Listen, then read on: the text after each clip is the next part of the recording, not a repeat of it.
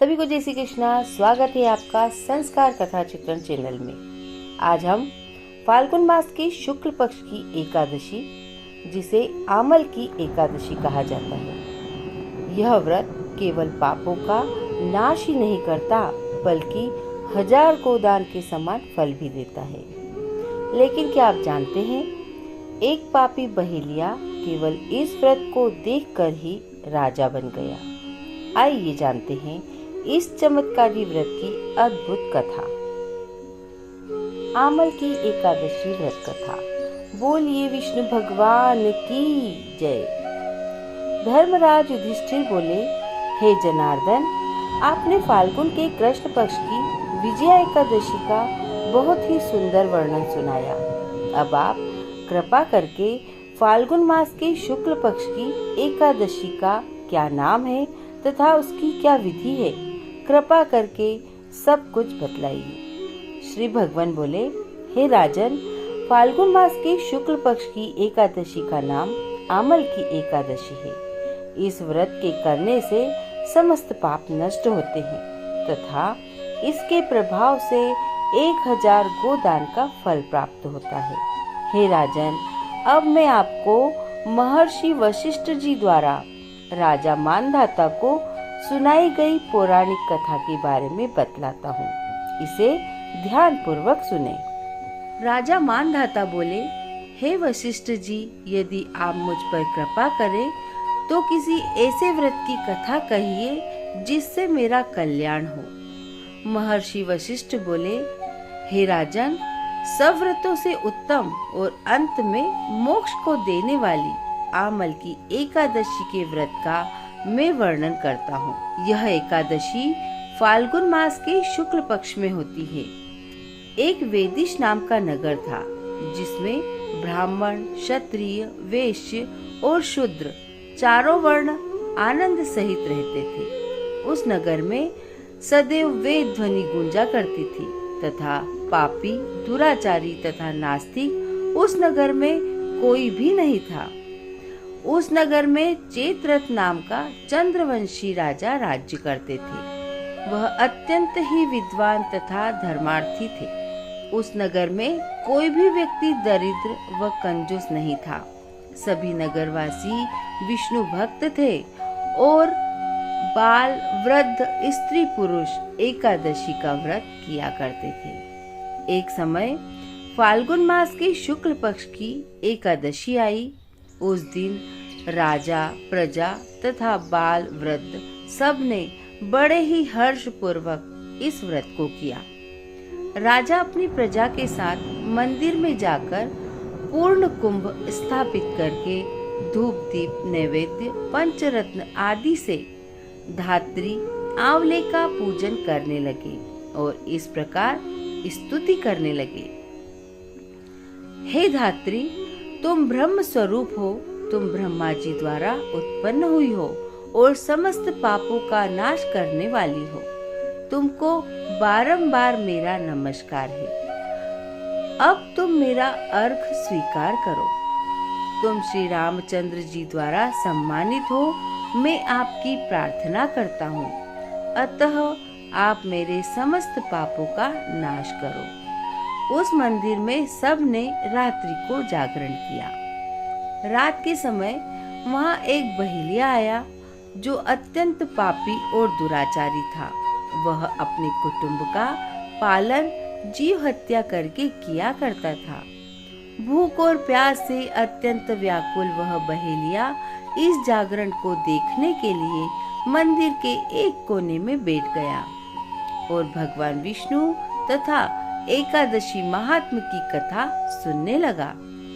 और इस प्रकार अन्य मनुष्यों की भांति उसने भी सारी रात जागकर बिता दी। प्रातः काल होते ही सब लोग अपने घर चले गए तो बहेलिया भी अपने घर की ओर चला।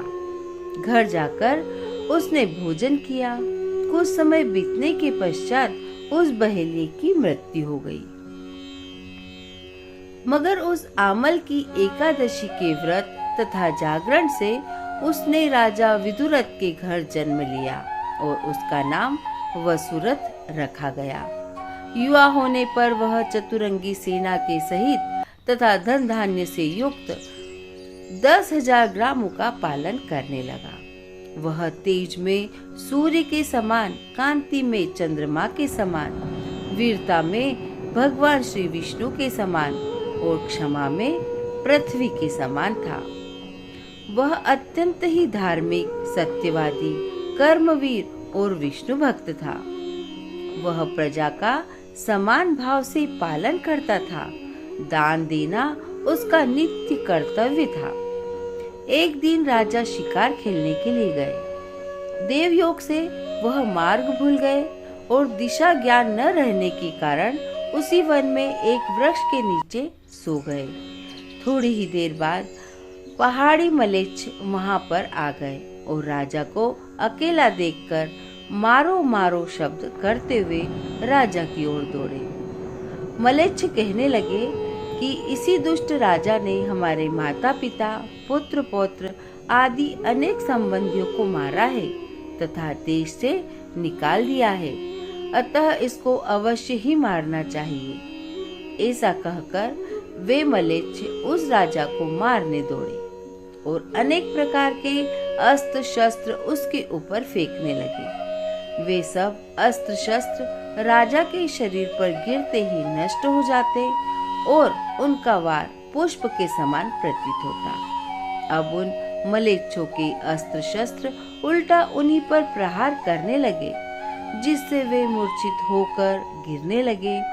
उसी समय राजा के शरीर से एक दिव्य स्त्री उत्पन्न हुई। वह स्त्री अत्यंत ही सुंदर होते हुए भी उसकी भ्रुकुटी टेढ़ी थी। उसकी आंखों से लाल लाल अग्नि निकल रही थी, जिससे वह दूसरे काल के समान प्रतीत होती थी। वह स्त्री मलेच्छों को मारने दौड़ी और थोड़ी ही देर में उसने सब मलेच्छों को काल की गाल में पहुंचा दिया। जब राजा सोकर उठा तो उसने मलेच्छों को मरा हुआ देखकर कहा कि इन शत्रुओं को किसने मारा है? इस वन में मेरा कौन हितैषी है? वह ऐसा विचार कर ही रहा था कि आकाशवाणी हुई, हे राजन, इस संसार में विष्णु भगवान के अतिरिक्त कौन तेरी सहायता कर सकता है? इस आकाशवाणी को सुनकर राजा अपने राज्य में आया और सुखपूर्वक राज्य करने लगा। महर्षि वशिष्ठ बोले कि हे राजन, यह आमल की एकादशी के व्रत का प्रभाव था। जो मनुष्य इस आमल की एकादशी का व्रत करते हैं वह प्रत्येक कार्य में सफल होते हैं और अंत में विष्णु लोक को जाते हैं। बोलिए विष्णु भगवान की जय। और कुछ रोचक तथ्य इस प्रकार है। आमल की एकादशी को ब्रज में रंग भरनी एकादशी, श्रीनाथद्वारा में कुंज एकादशी तथा खाटू नगरी में खाटू एकादशी भी कहा जाता है। इस एकादशी में आंवले के पेड़ की पूजा की जाती है। तो यह थी आमल की एकादशी व्रत कथा। अगर आपको ऐसी ही धार्मिक कथाएं, व्रत और त्योहारों की सच्ची जानकारी पसंद है तो हमारे चैनल संस्कार कथा चित्रण को जरूर सब्सक्राइब करें। वीडियो को लाइक और शेयर जरूर करें ताकि यह पवित्र कथा और लोगों तक पहुंच सके। धन्यवाद। जय श्री कृष्णा।